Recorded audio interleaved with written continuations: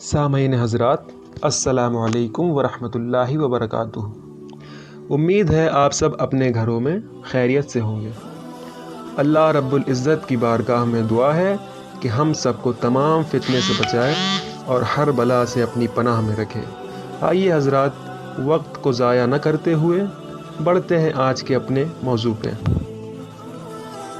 سامعین حضرات، ویڈیو میں مزید آگے بڑھنے سے پہلے ہم آپ کو بتاتے چلیں کہ ہم نے سلسلہ ابو العلائی، جس کی شاخ نہ صرف ہندوستان میں بلکہ دنیا جہان میں پھیلی ہوئی ہے، کہ تمام بزرگوں کی حالات زندگی کی ایک سیریز تیار کی ہے، جس کا تذکرہ ہم اپنے آنے والی مزید ویڈیو میں آپ سے کرتے رہیں گے۔ حضرات، اسی طرح آج ہم اس مقدس ذات بابرکات کے بارے میں لب کشائی کر رہے ہیں جس کی روحانیت کی ادنا توجہ سے مریدین کامل ہو کر اوج ثریا پر پرواز کرتے نظر آئے تھے، اور آج بھی بر صغیر ہی میں نہیں بلکہ پوری دنیا میں ان کا فیضان برس رہا ہے، اور انشاءاللہ صبح قیامت تک یہ سلسلہ جاری رہے گا۔ اس مقدس ہستی کا اسم گرامی قطب المشائخ حضور سیدنا امیر ابو العلا شاہ علیہ الرحمہ ہے۔ آپ حسنی حسینی دونوں طرف سے سید ہیں۔ آپ ہی سے سلسلہ ابو العلائی کی شروعات ہوئی، یعنی سلسلہ ابو العلائی کے آپ بانی ہیں۔ حضرت قدس سرح کی ولادت بسعادت سن 990 ہجری میں سرائے نریلا میں ہوئی، جو شاہ جہاں آباد، جسے اب دہلی کے نام سے جانا جاتا ہے، سے ایک منزل کے فاصلے پر لاہور کی جانب واقع ہے۔ وہ اکبر بادشاہ کا اس زمانے میں عہد ہوا کرتا تھا۔ آپ کے جد امجد امیر عبدالسلام قدس سرح سمرقند سے ہندوستان کی جانب تشریف لائے تھے۔ آپ کا مزار اقدس مکہ معظمہ میں ہے، جہاں آپ بیت الحرام کی زیارت کے لیے تشریف لے گئے۔ اس کے بعد اس مقام مقدس پر آپ نے وفات پائی۔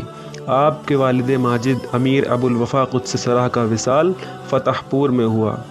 آپ کے جسد مطہر کو دہلی لایا گیا اور مدرسہ لعل دروازہ کے قریب دفن کیا گیا۔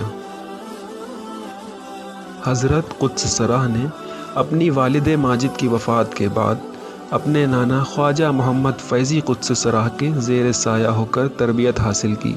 حضرت خواجہ موصوف یعنی آپ کے نانا اکبر بادشاہ کے دور میں بنگال کے صوبے دار راجہ مان سنگھ کے ساتھ بردوان میں فوجداری کے منصب پر فائز ہوئے تھے۔ حضرت خواجہ موصوف کی شہادت کے بعد راجہ مذکور نے حضرت امیر قدس سرح کو 1000 ذات اور 1000 سوار کے منصب پر فائز کر کے آپ کو وہاں متعین کر دیا۔ اس منصب پر فائز ہونے کے بعد آپ کو بہت شان و شوکت حاصل تھی۔ راجہ مان سنگھ صوبے دار ہونے کے باوجود آپ کی اہلیت اور صلاحیت کا بے حد قدردان تھا۔ اسی زمانے میں آپ نے 3 بزرگوں کو خواب میں دیکھا، جو فرما رہے تھے کہ یہ کیا حالت ہے جو تم نے اپنے اوپر مسلط کر رکھی ہے؟ کیفیت تو اصل میں یہ ہے جو ہم لوگوں کے پاس ہے، اس لیے ہماری طرح رہو، اللہ کے ذکر و فکر میں مشغول رہو۔ اس کے بعد آپ دیکھتے ہیں کہ ایک بزرگ نے استرا لیا اور میرے سر کے بالوں کو حلق فرمایا، اور دوسرے بزرگ نے مجھے ایک قمیض پہنائی، اور تیسرے بزرگ ایک دستار ہاتھ میں لے کر میرے قریب آئے، اور اب مجھے یاد نہیں کہ اسے انہوں نے میرے سر پہ باندھا یا نہیں۔ جیسے ہی آپ نیند سے بیدار ہوئے، آپ کے قلب میں ایک وجد کی کیفیت طاری ہو گئی۔ اس کے بعد فوراً آپ نے حجام کو طلب فرمایا اور بالوں کو تراشنے کی ہدایت دی، اور ایک درزی کو قمیص سینے کا حکم فرمایا، اور آپ نے دنیا سے الگ ہونے کی سوچ لی۔ جب یہ خبر راجہ مان سنگھ تک پہنچی تو وہ آپ کے گھر آیا اور آپ کے مناصب میں اضافے کی پیشکش بھی کی، لیکن آپ راضی نہ ہوئے۔ واضح رہے کہ اس واقعے کے ذکر میں آپ ان تینوں بزرگوں کے نام نہیں لیتے تھے۔ جب بعض مخلصین نے اس سلسلے میں دریافت کیا تو آپ نے فرمایا کہ اس وقت مجھے خود معلوم نہ تھا۔ اسی زمانے میں ایک بار پھر انہی بزرگوں کی زیارت ہوئی۔ ایک اور بزرگ ساتھ تھے جن کا چہرہ آفتاب کی طرح روشن اور تاباں تھا۔ ایسا لگتا ہی نہیں تھا کہ ان کا وجود مقدس اس عالم خاکی سے کوئی مناسبت رکھتا ہے۔ اس کے بعد یہ منکشف ہوا کہ یہ حضرت رسالت مآب صلی اللہ تعالیٰ علیہ وسلم کی ذات گرامی ہے، اور وہ جنہوں نے حلق فرمایا تھا حضرت علی مرتضیٰ کرم اللہ وجہہ ہیں، اور دوسرے دو بزرگ حضرت امام حسن اور حضرت امام حسین علیہ السلام ہیں۔ آپ نے ان کے اسماء مبارک کو فاش کرنے سے گریز کیا، لیکن اس واقعے کو اپنے فرزند حضرت امیر نور العلا قدس سرا سے بیان کیا۔ تب انہوں نے فرمایا کہ بابا، وہ بزرگ جو شہزادہ تھے وہ تمہاری صورت پر تھے، وہ حضرت امام حسین رضی اللہ تعالیٰ عنہ ہوں گے، اس لیے ہم لوگ حسینی ہیں۔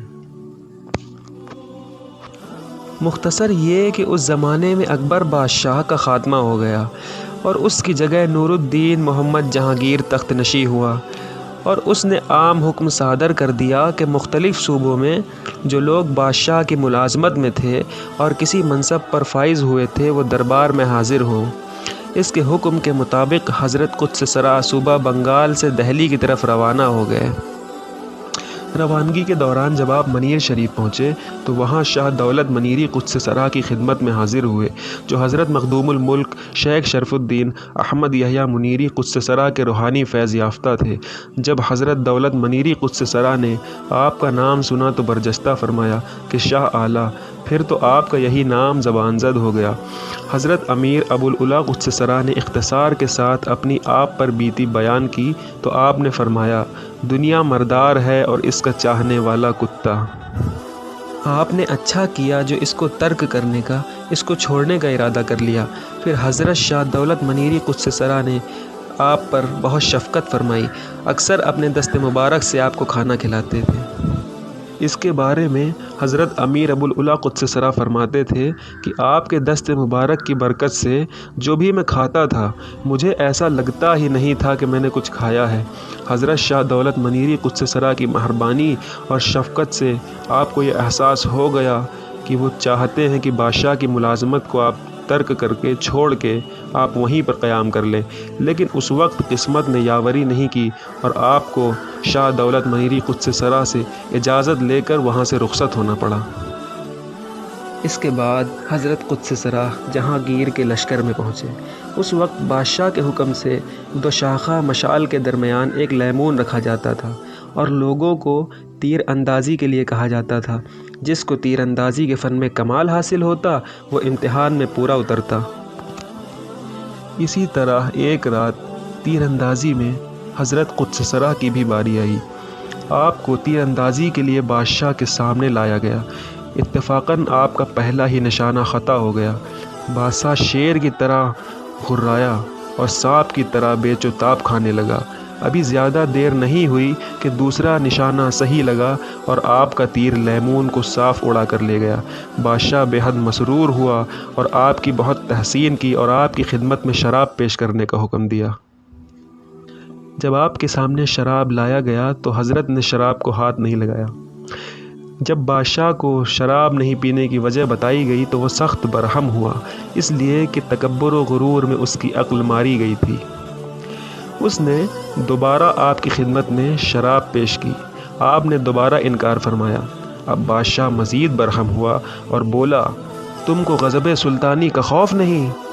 آپ نے فرمایا، اس پروردگار کی قسم جس کے قبضے میں پوری کائنات ہے، میرے لیے غضب الہی سے بڑھ کر اور کوئی غضب نہیں۔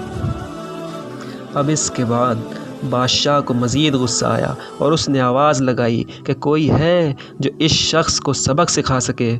اس وقت آپ کو جلال آ گیا اور آپ نے حالات سکر میں نعرہ بلند کیا۔ اللہ کی قدرت سے اسی وقت دو شیر وہاں قراتے ہوئے برآمد ہوئے۔ بادشاہ جان کے خوف سے لرزتا ہوا محل کے اندر بھاگ گیا اور حضرت قدس سرا حالت وجد میں دربار سے باہر نکل آئے۔ اصل میں تو جس دن آپ نے ان بزرگوں کو خواب میں دیکھا تھا اسی دن سے آپ کا دل نوکری اور ملازمت کی جانب سے ہٹ گیا تھا، لیکن آپ اشارہ غیبی کے منتظر تھے اور بالآخر وہ ظاہر ہو کر رہا۔ اس کے بعد جو کچھ مال و متاع آپ کے پاس تھا اس کو ملازموں کے درمیان تقسیم کیا اور باقی کو راہ خدا میں صرف کیا اور مکمل طور پر آپ دنیاوی زندگی سے فارغ ہو کر بیٹھ گئے۔ اس کے بعد سے آپ نے کبھی بھی شاہی عنایات یا مناصب کو قبول نہیں فرمایا اور ساری زندگی یاد الہی اور ذکر الہی میں گزار دی۔ آپ نے اپنے نور سے لاکھوں دلوں کو منور فرمایا اور سلسلہ ابو العلائی کی شاخ دنیا جہان میں پھیلی۔ حضرات، اس ویڈیو میں ہمارے ساتھ آخر تک جڑے رہنے کا بہت شکریہ۔ امید کرتے ہیں آپ کو ہماری یہ ویڈیو بہت پسند آئی ہوگی۔